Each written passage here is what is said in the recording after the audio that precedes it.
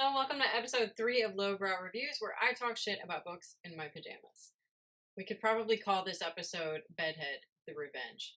Today we're going to talk about my third favorite sci-fi series, and that would be James Corey's The Expanse.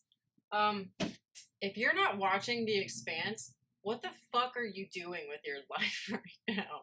A little bit of context. The Expanse was a bit of a sleeper hit on Sci-Fi Channel, and a lot of people had no idea that this was also a series of books. By people, I mean me.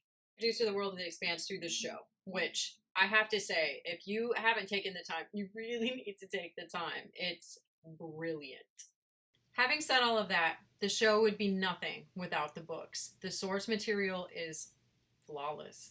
I cannot stress how rare it is to find male authors who write female characters as well as James Corey does. No mistake, James Corey's female characters are just as central to the plot as men, sometimes much more so, and their motivations and complexities are just as pronounced and developed as all of his male characters. Expanse is hard science fiction, and the difference between soft science fiction and hard science fiction you guys can debate in the comments and knock yourselves out.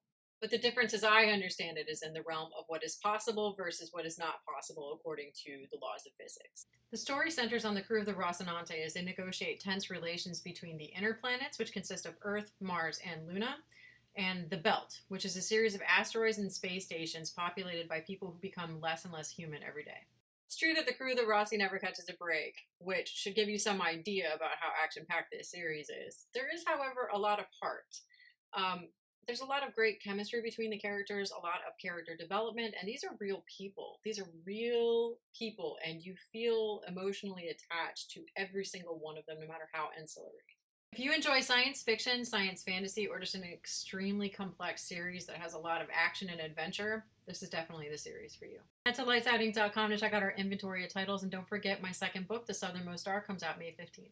Thanks for listening, guys. Just a quick note. We're not talking about my hair when we're talking about The Expanse.